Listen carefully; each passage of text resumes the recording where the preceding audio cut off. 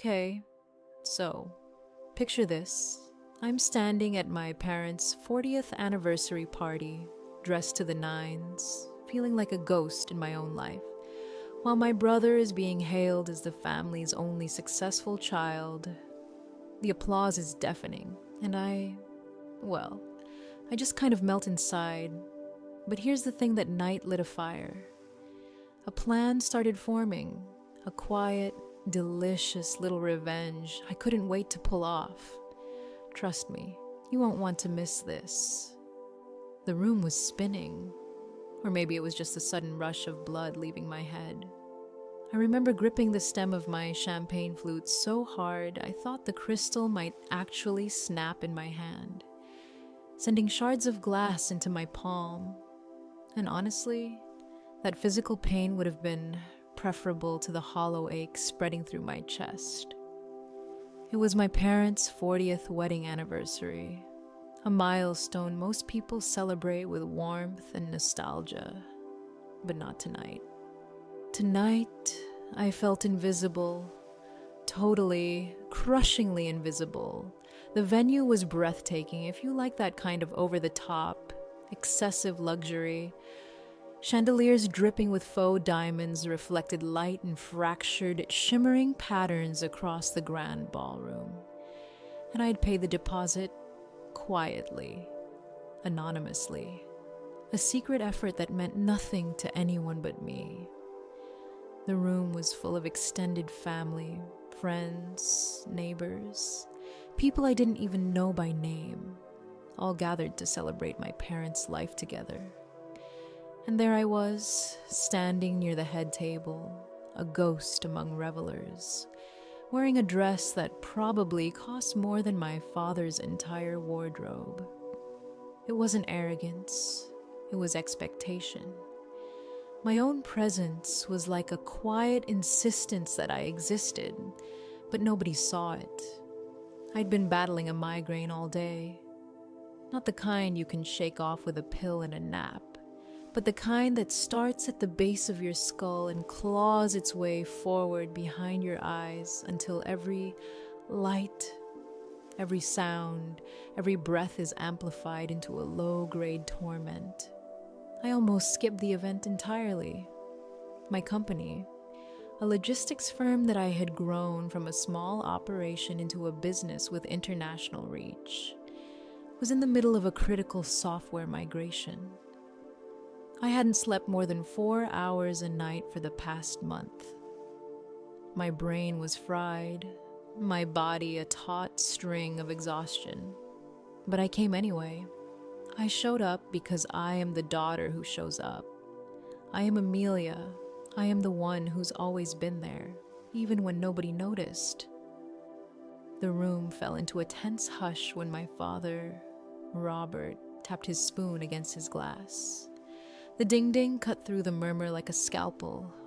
He stood, straightening his tie, face flushed with wine and pride.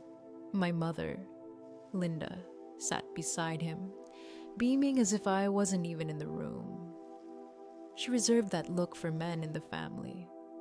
Mostly my father and Luke, my younger brother. I held my posture, forced a smile that didn't reach my eyes, and watched the scene unfold with a tightening in my chest. "Thank you all for coming," my father began, his voice booming without a microphone, filled with all the grandeur he could muster. 40 years, a long time to build a life, a long time to build a legacy. He paused, letting the words linger, glancing over the room with a self-satisfied sweep. And then, like a dagger, he bypassed me entirely. His eyes flicked briefly in my direction, just a flick, the kind that barely registers before locking onto Luke, the golden boy, the child who carried all the supposed proof of their hard work and parenting prowess. When my father spoke my brother's name, Luke rose, waving to the room with a smile that was just a little too wide, a suit just a little too tight. Every inch of him screamed the part he'd been groomed to play: the successful, enviable, almost mythical son. My father raised his glass and boomed praises, detailing achievements that I knew were half exaggeration, half fabrication, and fully undeserved. The air left my lungs, literally. I felt it compress my chest, wrap around my throat, make me momentarily unable to breathe. At that moment, all my accomplishments, the 400 employees I managed, the international expansions, the feature in a regional business magazine that I had mailed to them personally, counted for nothing. I was reduced to a footnote in their narrative, a shadow beside their golden child. Luke didn't even acknowledge me. No glance, no hint of apology, no recognition of all I had done for this family. He just stood basking in the applause, nodding like a man who had invented the very concept of success. My mother clapped hardest, eyes misty with adoration, while I gripped my glass so tightly I could feel the tension in my own hand as sharply as the migraine stabbing behind my eyes. I didn't make a scene. I didn't throw my glass. I didn't scream that my net worth alone eclipsed anything Luke would earn in his lifetime. I simply set it down. The soft thud against the pristine white tablecloth was lost beneath the cheering. It might as well have never happened. Walking through the room was surreal. Smiles, nods, laughter, all of it swallowed by the ache in my chest. Everyone thought I was fine. Everyone assumed I was just being the composed, dutiful daughter. And maybe I was, on the outside. Inside, I was a storm. Every step I took toward the heavy double doors that led outside was a step toward reclaiming myself. A silent promise that I would no longer exist solely in the shadow of their approval. The betrayal wasn't just that they didn't respect me. That I could manage. What cut deeper, far deeper, was that they didn't even see me. I had spent my entire life building, supporting, caring, contributing, and here I was, a ghost at my own family celebration. The realization settled over me with a cold, hard weight, heavier than any migraine or stress-induced ulcer I'd endured recently. I could feel it settle in my stomach, a stone of determination that would not be dislodged by their ignorance or pride. The valet looked concerned as he handed me my keys. I must have looked like a wreck, pale, trembling, possibly on the verge of fainting. "Are you all right, ma'am?" he asked, holding the door open. "I'm fine," I lied, my voice brittle even to my own ears. "Just a headache." And with that, I slid into my car and drove home, silence stretching around me like a cocoon. No radio, no podcasts, just the hum of the tires on wet asphalt and the rhythmic sweep of the windshield wipers in the light rain. That drive gave me time to think, and thinking was dangerous. I usually would have cried, called a friend, tried to rationalize it. They're old-fashioned. They don't understand the tech world. Luke needs the validation more than I do. But tonight, the tears didn't come. Tonight, a cold clarity settled in. I arrived at my house, a modern, sprawling glass and stone structure that I loved, and which my mother had visited exactly once, declaring it cold and unnecessary for a single woman, and stepped inside. Pouring a glass of water, I reflected on how the years had been spent propping up the illusion of my brother's success. How countless moments of unseen support had reinforced the narrative they clung to. I had proof of competence, of ingenuity, of leadership. Yet it had gone unnoticed, invisible against the spectacle of their favorites. And something inside me, a slow, simmering fire, began to form a plan, not impulsive, not reactive, but deliberate. The first seed of revenge was planted, small, precise, and utterly satisfying in its potential. Even as I walked through the rooms of my house, hearing the distant echo of celebration I had left behind, I felt a strange kind of empowerment. The migraine pulsed, yes, and my body ached from exhaustion. But the real pain was no longer a surprise. It was familiar, and more importantly, it was something I could harness. I had come into this world with skills, intellect, and vision, and I was done hiding them beneath the weight of parental oversight. Tonight, standing alone in my kitchen, I made a quiet vow. They had overlooked me, dismissed me, ignored me, but that would change. Not with shouting, not with arguments, but with strategy, precision, and the sweet and slow satisfaction of proving what they refused to see. I sat there for a while longer, letting the rain streak the windows, letting the quiet sink in, the party, the applause, the humiliation, it all faded behind the clarity forming in my mind. This wasn't the end. It was the beginning of something else. Something controlled. Something in my power.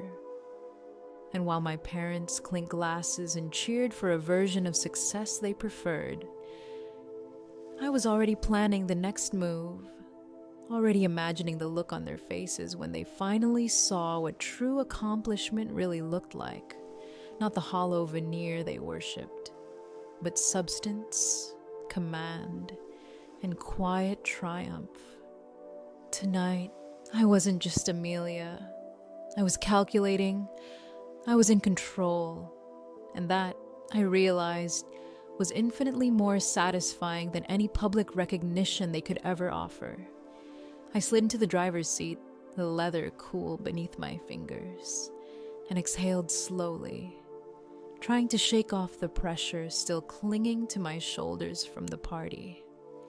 The rain had picked up, tiny rivulets running across the windshield, distorting the street lights into long streaks of amber and white. The hum of the tires on wet asphalt became a rhythm, a kind of heartbeat that matched the tension in my chest. I drove in silence, not even bothering with music or the radio. Nothing felt appropriate. Everything outside was muted, a blur, and yet every thought inside my head was screaming.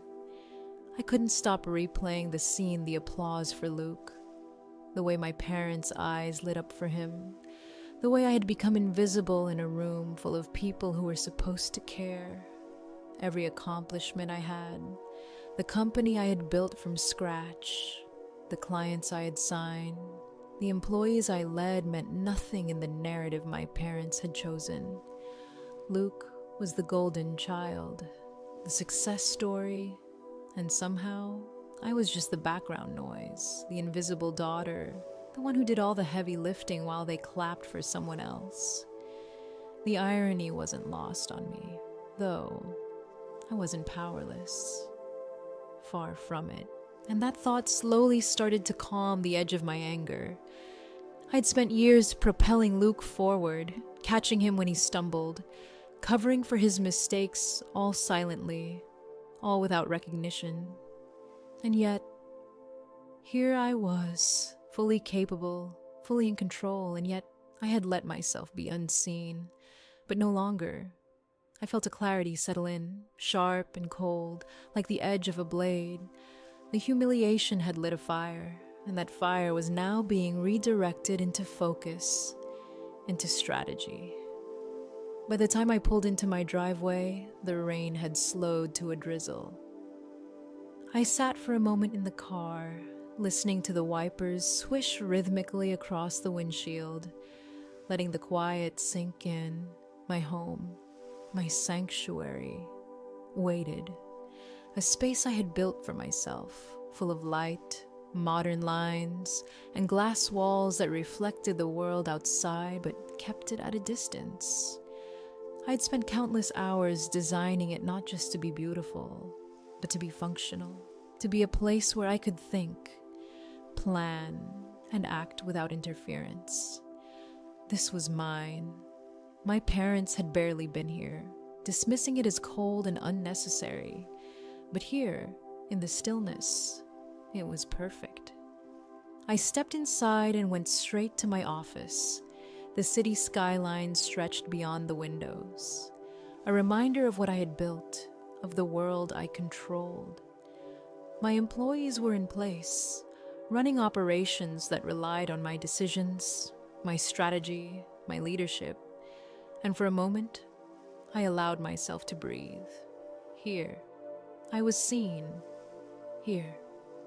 My worth wasn't measured by applause or hollow praise. It was measured by results, by control, by the tangible impact I had on people and processes. I sat at my desk, opening files, reviewing schedules, signing off on critical pieces of the migration we were executing across 3 new international markets. Each click, each decision, each command of my attention was a small reclamation of power. I worked 16-hour days by choice, not because anyone demanded it, but because this was my domain. And in my domain, I mattered. No one else's opinions. No misplaced adoration. No misguided pride could diminish that. My work became a refuge, a place where my skill and intelligence were undeniable, where my focus sharpened and my emotions were harnessed rather than wasted.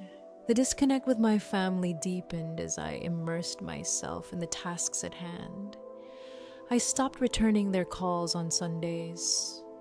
They didn't notice. They only reached out sporadically, often about Luke, about his apartment, about his minor milestones, treating me as if I were a bystander. I answered flatly, if at all. Each interaction reminded me that they existed in a fantasy, a storybook version of our lives that ignored the reality I had created, the empire I ran. And with each realization, my resolve hardened. I didn't need them. I didn't need their approval. I needed focus, precision, control, and I had it. In the quiet hours of the night, when the office hummed with only the low sounds of servers and the occasional clatter of a keyboard, I allowed myself to think through what came next. Anger wasn't wasted here. It was fuel. It powered my strategy, my plans, my next moves. I could map every possible scenario, every response, every weakness. My parents and Luke were playing a game they thought I didn't understand, but I understood it completely. I knew where every advantage lay, and I could use them without haste, without emotion clouding my judgment. Sitting back in my chair, looking at the city lights glittering like stars, I felt something I hadn't felt in a long time. Control. The migraine had faded into the background, replaced by a laser-like focus.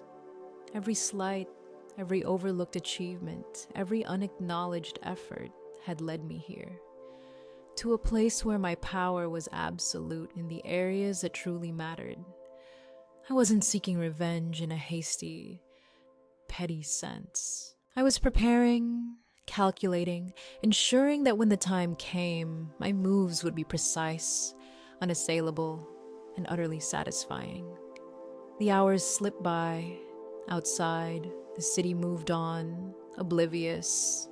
Inside, I orchestrated logistics, timelines, and people with a kind of cold efficiency that left no room for error. And as the night deepened, I felt the full weight of the realization I was done playing by their rules.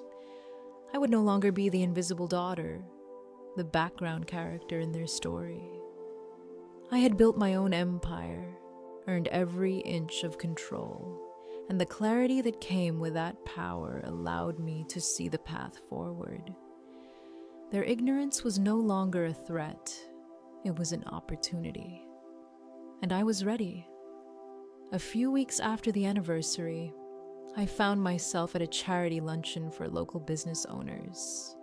One of those stiff smile and handshake events where everyone wears name tags that feel like badges of judgment. I was standing near the buffet, scanning the trays of mini quiches, when I overheard a conversation that stopped me in my tracks. Two men were talking, quietly, in a corner, but their words carried. One of them was the regional director for the sales firm Luke worked for. I recognized him immediately from Luke's social media posts, though I'd never met the man in person.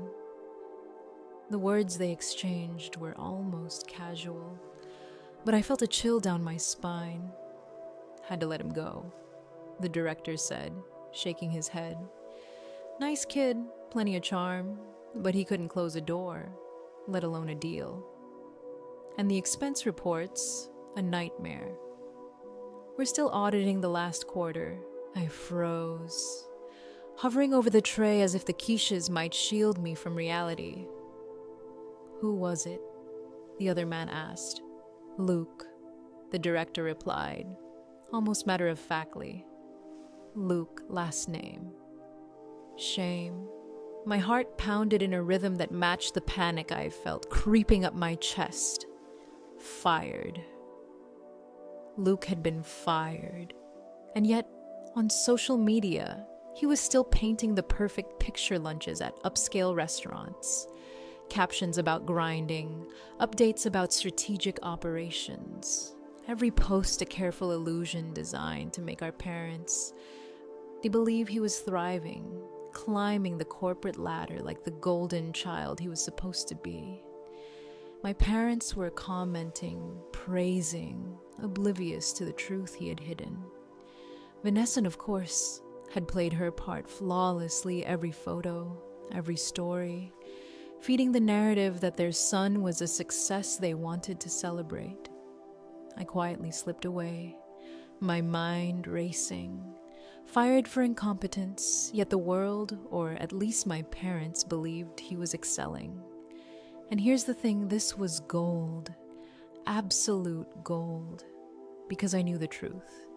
I had spent decades supporting Luke, cleaning up his messes, rescuing him when he stumbled, covering for his mistakes without a single word to anyone.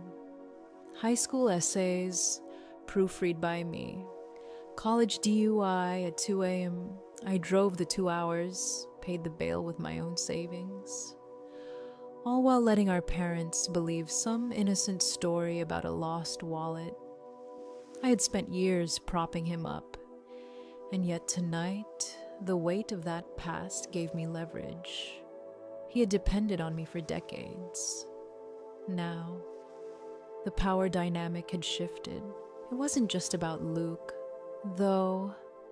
Vanessa had inserted herself into the equation with surgical precision. From the moment she appeared on the scene, she had recognized how the family operated. She leaned into the worship my parents lavished on Luke, amplifying it, feeding his ego while sidelining me.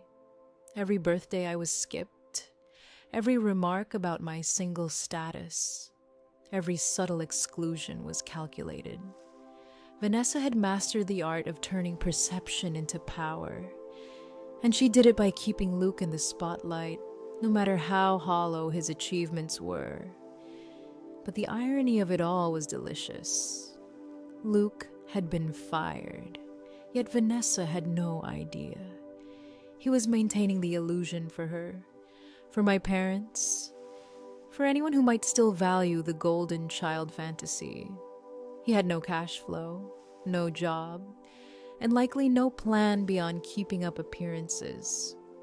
And I, quietly observing, felt the first dark flicker of amusement that had been absent since the humiliation at the anniversary. They thought they were controlling the game, but I had information. I had clarity, and I had the power to act on it. Sitting back at my office later that day, I let it all settle in. Every detail of their behavior, every slight, every manipulative whisper of Vanessa's influence, it all became part of a larger picture. They had been playing a game, and they thought I was a pawn. But I wasn't a pawn. I was the player they had underestimated. And this was my opening. I allowed myself a small, almost imperceptible smile. One of those slow, deliberate expressions that feel dangerous when it's born of knowledge. It wasn't gloating, not yet. It was recognition. Recognition of an opportunity. I could let them continue believing the fairy tale, or I could orchestrate a very precise, very satisfying correction to their narrative. Luke had assumed his sister's approval or tolerance would always bail him out. Vanessa had assumed her influence over him was unshakable. My parents had assumed the goldenchild story would stand unchallenged. They were all wrong. I thought back to the countless times I had bent over backward to support Luke. Each memory like a stepping stone leading me towards strategy. Every time I had proofread his essay, driven across the state, lent money in secret, shielded him from consequences, all of it suddenly became leverage. I didn't have to act immediately, and in fact, patience would be my ally. But I could see the contours of a plan forming, delicate and precise. Every move would be deliberate, every step measured, and every revelation would land exactly where it was supposed to. The thought of it made my pulse quicken, not with fear, but with anticipation. It was almost theatrical. In a dark way, the very same people who had overlooked me, dismissed me, treated me as invisible, now poised to experience the consequences of underestimating me.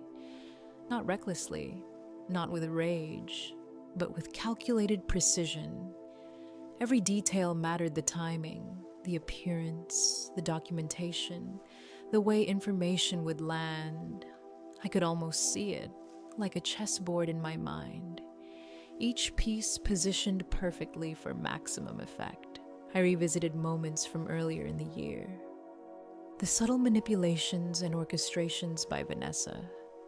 The blind devotion of my parents to a story that no longer existed. Luke's own hubris. Everything was connected. The realization was intoxicating, a mix of dark satisfaction and cold resolve. It wasn't about revenge for its own sake. It was about setting the record straight, exposing the truth in a way that couldn't be ignored or misinterpreted. They had chosen their narrative. I would simply insert reality into it. Quietly, surgically, with no theatrics needed. The truth, when presented correctly, was a weapon more effective than any shouting match or argument could ever be. I sat back in my chair, spinning slowly, letting the city lights outside blur as my mind mapped possibilities. Each scenario was weighed, each potential reaction anticipated. Luke had no idea what was coming, and Vanessa had no idea the foundation she was relying on was about to crumble beneath her carefully curated image. And my parents, the prideful, self-absorbed arbiters of what success should look like, they were about to be forced to confront the reality they had so carefully ignored. The more I considered the situation, the more I realized that patience, timing, and meticulous execution would be everything. I didn't need to act immediately. I needed to prepare, to observe, to gather all the evidence and then strike in a way that left no room for denial.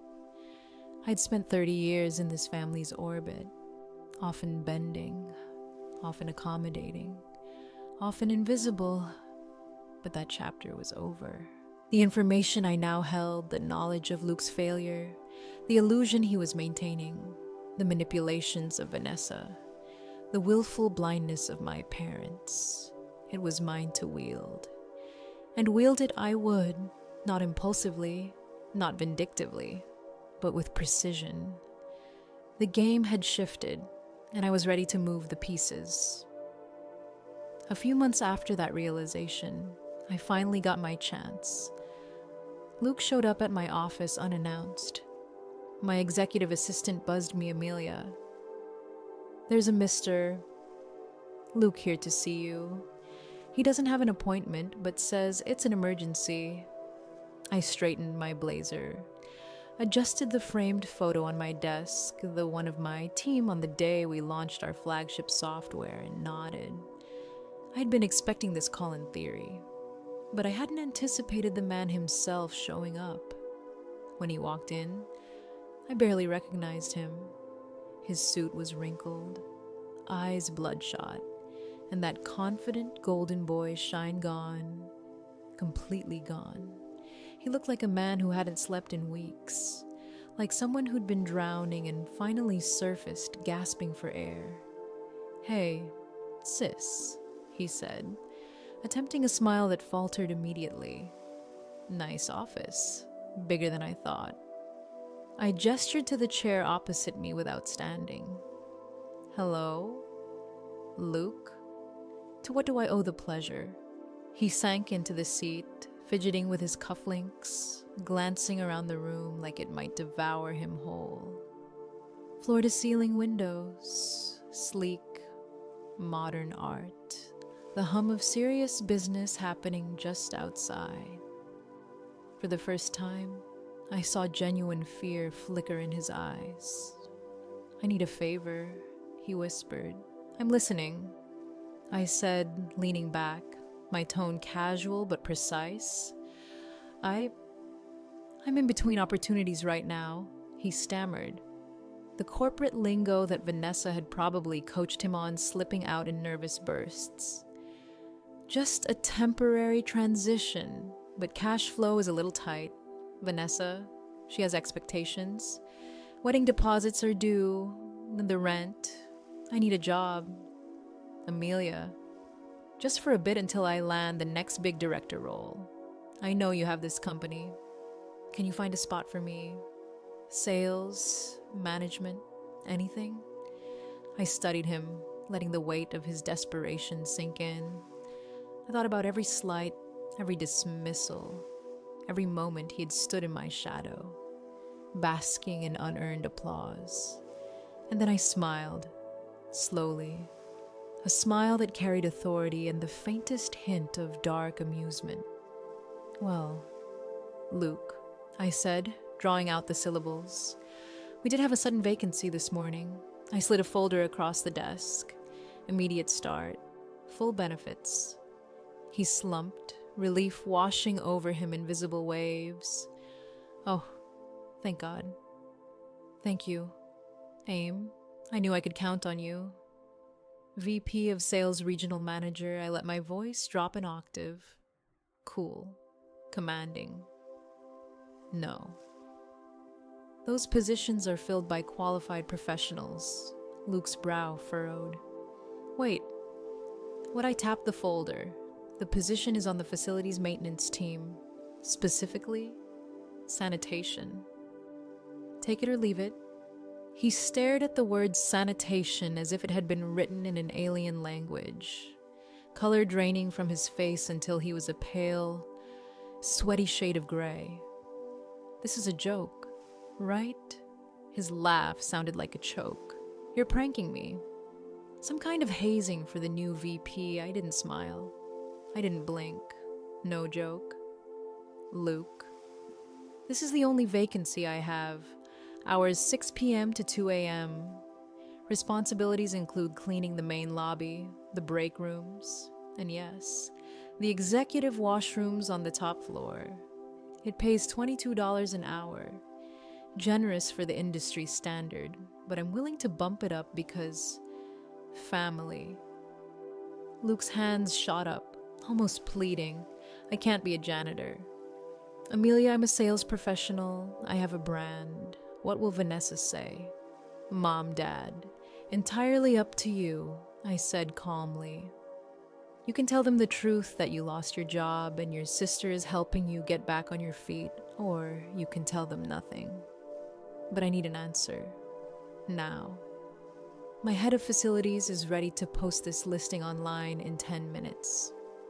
He looked at the door, then back at the folder, calculating in real time.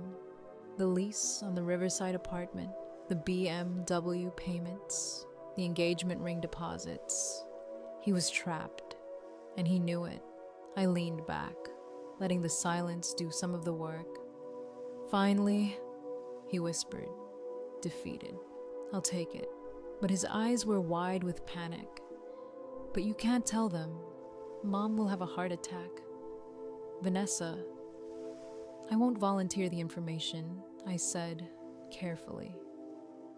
But you know how these things go. Truth has a way of surfacing. He signed the contract with trembling hands. The transformation immediate and jarring. Later that evening, I stayed in the office, watching the security feed. At 6:15 p.m. He entered the basement utility room in his suit. 15 minutes later, he emerged in navy blue coveralls, slightly too short in the legs, exposing the expensive loafers that looked absurd in contrast to the mop bucket he pushed.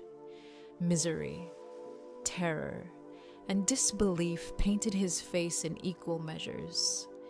Every time a late-night employee passed, he ducked his head, pretending to inspect a smudge on the floor. I leaned back in my chair, letting the scene play out, savoring the irony. The man who had been celebrated, praised, and elevated by our parents, and Vanessa was now performing work he had never imagined. The work he had always assumed was beneath him. And yet, he wasn't just working. He was calculating, just like me, trying to reconcile his public persona with the private humiliation. A week in, I decided to check LinkedIn, of course. He had already updated it, Luke last name, Director of Strategic Operations at Helix Logistics. Excited to join the family business and lead the team into a new era of growth. Over 200 likes. Comments from my parents, naturally. Vanessa's, predictably, full of admiration. I sat back, letting the glow of the screen illuminate my face. He wasn't just lying by omission, he was fabricating his career, stealing valor in the corporate world. But he didn't know the half of it. I had the contract, the employment records, every detail of the position he now held. I wasn't going to fire him, not yet. The beauty lay in his struggle. The deeper he dug himself into this hole, the more deliciously inescapable it became. The calculated tension between us was intoxicating. He had bargained for a lifeline, and I had given him one, but on my terms. The room for negotiation, for error, for excuses had vanished the moment the contract hit the desk. The irony wasn't lost on me. The golden boy reduced to pushing a mop through a corridor I designed. Hours he had never imagined spending, all under my watchful eye. And the best part, no one else knew. Not Vanessa, not Mom, not Dad. It was a secret only I held, a quiet power I could wield at will. Luke's disbelief, the gradual realization that he was trapped, the tension in every word he muttered to himself. All of it became my theater. I let it play out in real time, watching as he tried to calculate escape routes and excuses, each one dissolving the second he considered the reality of the lease, the car, the ring, and the obligations he could no longer meet. I'd given him a lifeline, yes, but it was wrapped in humility, labor, and exposure. And the brilliance lay in watching him learn, slowly, that the world didn't revolve around appearances, titles, or charm. It revolved around actions, accountability, and results. And he was going to learn that lesson on my schedule, in my building, with me in complete control. The first night Luke showed up in the janitor's jumpsuit, I watched him from my office, perched like a hawk on the upper floor. He walked into the basement utility room in his crisp suit at 6:15 p.m., and by 6:30 he had emerged in navy blue coveralls, sleeves rolled up, pushing a yellow mop bucket that seemed absurdly out of place against his polished loafers. Every step was heavy, hesitant, as if he were measuring the humiliation before committing to it. His shoulders slumped, head down, a man confronting a reality he had never imagined, and yet still clinging to the illusion he'd built for Vanessa and our parents. From my vantage point, I could see his expression flicker from irritation to panic, back to forced composure, over and over again. The hallway lights reflected off the marble floors, catching the mop in perfect cinematic irony. Each time a late-night employee walked past, he ducked instinctively, pretending to inspect a smudge or a stain. I almost chuckled the golden boy, master of charm and executive posturing, now reduced to a careful dance of invisibility in a corridor I had designed. And all the while, he maintained his curated LinkedIn persona director of strategic operations, poised, confident, leading the company into the future. It was absurd, but deliciously perfect. The first week revealed cracks in his armor almost immediately. At 8 p.m., I caught him on the monitor standing frozen by the stairwell, mop bucket idle, staring at a locked door he had no need to open. I could almost hear his internal panic. He wasn't just exhausted from the physical labor, the cognitive dissonance was eating at him. By day, he was posting photos of solitary strategy lunches, captions about closing deals, and management insights that were entirely fabricated. By night, he scrubbed bathrooms, sanitized break rooms, and polished brass handles that glinted under fluorescent light. He was performing two entirely separate lives, and the friction between them was turning him inside out. I started tracking patterns. Certain hallways gave him anxiety, especially near executive offices where employees who actually mattered still roamed late. He would straighten himself the second anyone passed, hands gripping the mop handle like a lifeline, face tight with tension, eyes darting as if to ensure no one recognized him.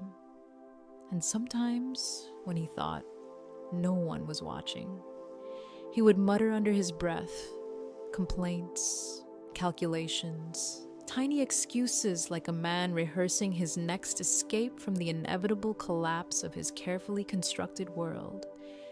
3 nights in, I noticed him flinch when a janitorial colleague bumped a trash bin near him. He froze, then quickly glanced at the ceiling, pretending the noise wasn't directed at him, pretending he wasn't mortified. It was like watching a live study of stress, the anatomy of guilt, and the physics of fear. He was trapped in a dual reality, the social fiction of success and the literal physical grind of menial labor, and he had no idea how to reconcile the two. Then there was the bathroom incident. I watched him hesitate in front of the second-floor men's room, brow furrowed, mop poised, then finally retreat with a disgusted groan. He whispered something incomprehensible, clearly frustrated by the odor, the physical effort, the fact that he was, in that moment, entirely exposed to himself. I didn't intervene, of course. I let him stew, let him feel the weight of every late night hour, the exhaustion in his back, the sting of chemicals on his skin. Every detail sharpened his panic, and every panic fed my quiet, dark satisfaction. He was careful, meticulous even, when it came to his social persona. I watched him post updates to LinkedIn, narrating victories that didn't exist, excited to lead the team through a pivotal quarter at Helix Logistics, accompanied by a photo of an empty conference room that he had staged with his own phone camera. Over 200 likes, comments from my parents, Vanessa's approving emoji reaction, all feeding his fragile self-image. He was lying. Yes, but he believed he was protecting himself. Little did he know. I was aware of every fabrication, every half-truth, every performance, and I had all the evidence I needed to control the narrative in real life. Night after night, the pattern continued. I watched him pace, mop, scrub, polish, duck, and dodge. I saw him calculate the time he needed to leave for a lunch meeting, knowing full well no one was meeting him. I saw him sweat, wince, and curse as he realized the cumulative cost of maintaining his illusion. Vanessa's demands loomed over him constantly. The imagined expectations of their upcoming wedding, the leases, the deposits, all factors weighing on him like a leaden backpack strapped to his shoulders. And every time, I just watched, making mental notes, feeling the satisfaction of a chess game unfolding exactly as I had anticipated. He started making mistakes, late arrival to shifts, minor errors in cleaning protocols, and occasional lapses in concentration. Nothing catastrophic, but enough to amplify his own self-doubt. And all the while, he continued his social media charade, spinning tales of corporate strategy, business development, and operational excellence. The contrast couldn't have been more glaring, more delicious. The man who once stood tall under parental praise was now living in two incompatible worlds, and every step he took to prop up the fiction worsened his reality. Sometimes I would leave notes, tiny, almost imperceptible suggestions for improvements, a better way to mop the lobby, a reminder to refill supplies. He would glance at them nervously, as if under constant surveillance, which, of course, he was. Every note, every task, every monitored action fed the tension. I could see it in his eyes, the knowledge that the narrative he had spun online would crumble if the truth were revealed, and that only my approval or disapproval could dictate the pace and severity of that revelation. The third week brought a moment that made me almost laugh out loud, though I contained it. Luke had left the storage closet open, revealing cleaning supplies and a mop bucket to a late working employee from finance. He froze, mid-step, realizing his exposure, and quickly tried to block the view, ducking behind a cart like a man caught in a nightmare. He whispered profanities under his breath, scanning the hallway as if looking for invisible witnesses.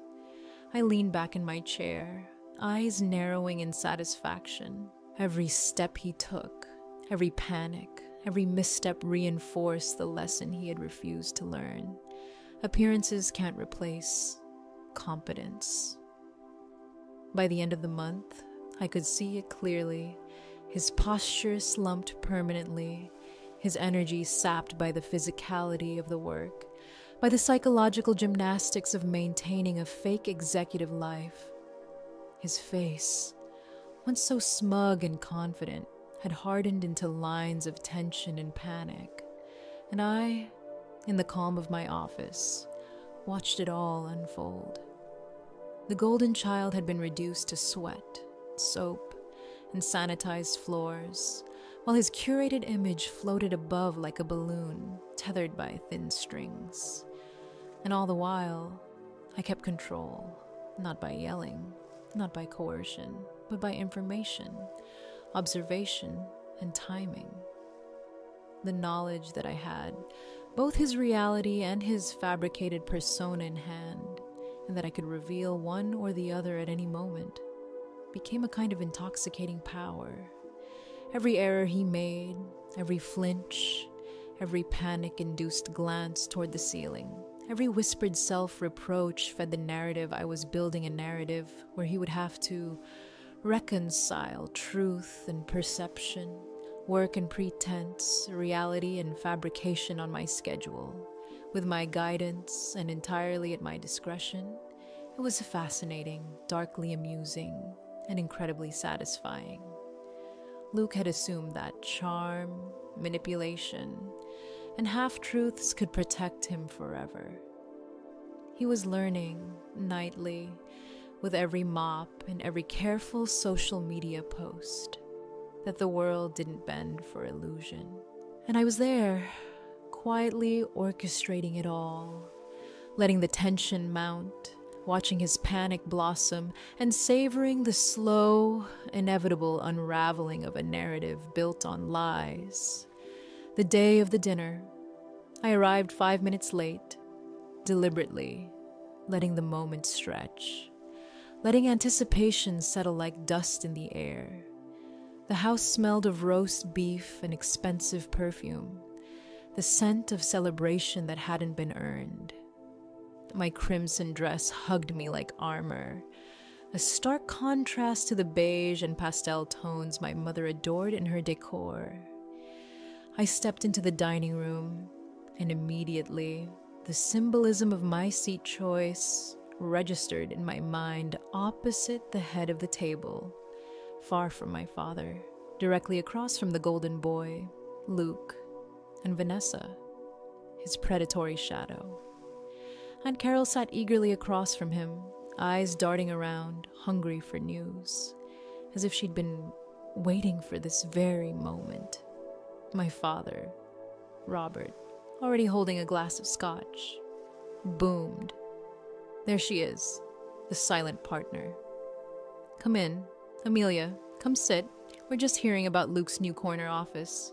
I smiled faintly, nodding at the greeting, letting it hang in the air with the weight of irony. The applause was almost automatic, practiced, ritualistic. Luke, of course, gave me a nervous glance, his jaw tightening slightly as he realized the positioning wasn't accidental. Vanessa, perched beside him, exuded confidence, but her eyes flickered briefly as she registered the deliberate separation. That split second of recognition was all I needed. Hi, everyone, I said, settling into my seat with the calm of someone who knows exactly what's about to unfold. Vanessa tilted her head, her lips curling into a sly smile. You look bold, she said, her tone feigning casualness. Very aggressive color for a family dinner, but I guess you need to stand out somehow. I felt festive, I replied, snapping my napkin onto my lap with a crispness that drew eyes. The air in the room thickened, subtle but tangible. Vanessa's smile faltered slightly, her teeth flashing just for a moment before she masked it. She thought she controlled the narrative. She didn't. Dinner began. The ritual chatter of family, the ceremonial praise for Luke's supposed corporate acumen filling the air. My parents beamed, oblivious to the reality I carried in my bag, the black leather folder that would shift the room into a vacuum of tension. Luke prattled on about mergers, synergies, and growth strategies, clearly rehearsed, spinning tales of power, authority, and skill. My father nodded, sagely, absorbing every word, completely convinced he was witnessing true leadership. Vanessa leaned in, drinking it all in. The proud fiancé thrilled to be perched at the side of her accomplished man, blind to the trap waiting beneath the surface. I watched Luke's face as he talked, his eyes flickering toward me almost involuntarily, betraying a flicker of panic beneath the confident mask. He was sweating just enough to reflect the lighting, just enough for me to notice. His voice hitched subtly when he referenced a particularly complex project that, in reality, didn't exist. And in that moment, I knew he was aware of the fragility of his act, that the house of cards he had constructed for Vanessa and my parents could collapse at any moment. Timing was everything. I waited, letting the conversation flow, letting the room relax into the illusion of celebration. My father lifted his glass, poised for a toast to his son's supposed achievements. Luke smiled, rehearsed, expecting the accolades, expecting me to remain silent, to remain invisible, as always. But tonight, invisibility was over. I lifted my own glass, letting it catch the light of the chandelier, and let the room notice. The subtle click of crystal on crystal, soft but distinct, drew eyes in my direction. I let the moment stretch, watching anticipation crackle like electricity through the room.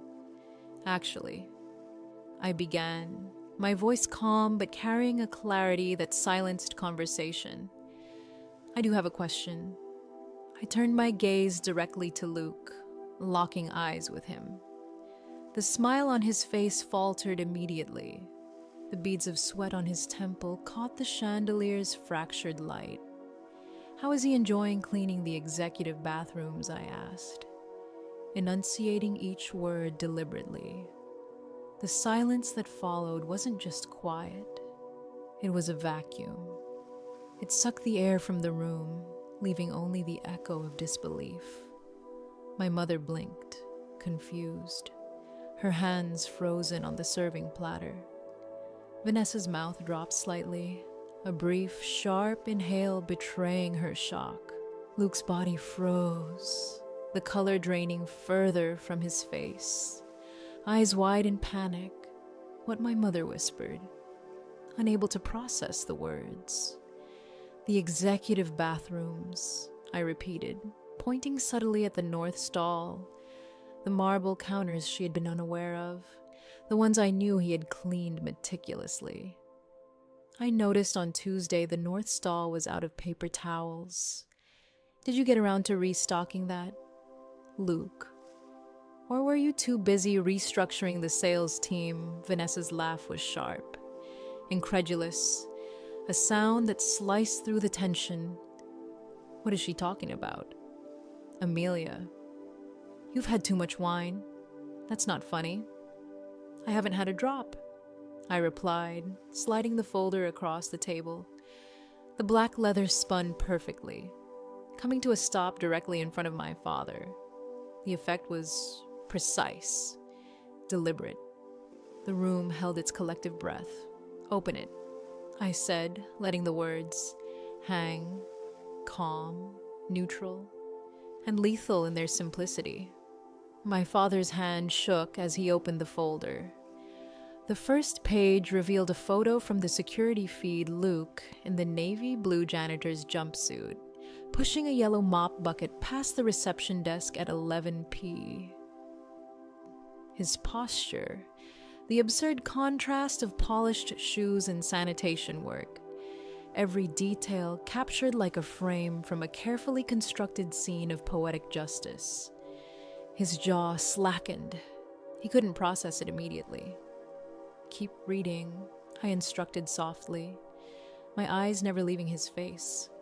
He flipped to the next page, the contract, employment position sanitation engineer, facilities team, hourly rate $22. Luke's eyes widened further. He sprang from his chair so fast it fell backward with a crash. She forged it. She's trying to sabotage me. Sit down, Luke, I said, my voice calm but carrying authority. Or I'll play the audio recording of you begging for this position because you were broke and terrified Vanessa would leave you. Vanessa slowly turned her head toward him. The adoration, the confidence, the smugness all gone, replaced with dawning horror. You're a janitor, she whispered, voice barely audible. It's temporary, Luke stammered, reaching for her hand, but she recoiled as if he were contagious. I'm consulting, I interjected, voice ruthless. Analyzing the company from the ground up. It's an undercover boss scenario. From 6 p.m. to 2 a.m., he's learning the company from the bottom up. He was fired from his sales job 4 months ago for incompetence and expense fraud. He has 0 savings. The deposit on the plaza. He can't even afford a pizza. And you, Vanessa, have been feeding the fantasy of success that doesn't exist.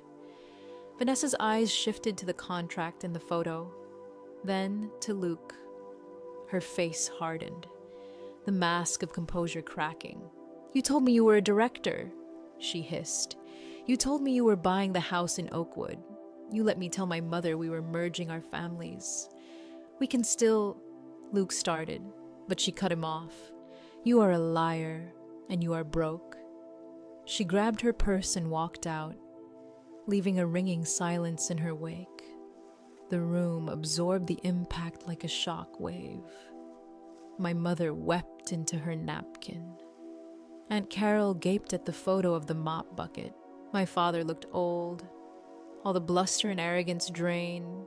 He glanced at his son, then at me. Why, he asked, voice cracking. Why would you do this? Why shame him in front of family? I didn't shame him. Dad, I said, smoothing my dress, rising slowly. You did. You stood there and told the world he was a success story while ignoring the person who actually owns the company. You wanted a successful son so badly that you believed a lie rather than acknowledge the truth about your daughter. I picked up my purse, turning toward the door. Luke, you're fired for misrepresentation of company credentials. Security will mail you your personal effects from your locker. Don't come to the building. I didn't look back as the room absorbed the fallout. My mother's sobs. Luke's desperate attempts to explain. The stunned silence of Aunt Carol. My father's silent processing. It was all exactly as it should be. Precision, timing, poetry, every calculated move, every detail monitored for weeks, had delivered its perfect, devastating result. Finally, I walked out, leaving them to face the reality of truth, consequences, and the fragility of illusions built on appearances. I could feel the weight of control in my hands, the thrill of strategy executed flawlessly, the room, the applause, the celebration. It no longer mattered. Reality had been restored, and for the first time in decades, I had made them see me. After that dinner, everything shifted. Luke faced the consequences he'd long avoided, and I finally reclaimed my space not just in the company, but in my own life. Sunday dinners became optional, approval no longer a requirement, and I spent my weekends hiking, traveling, and mentoring others.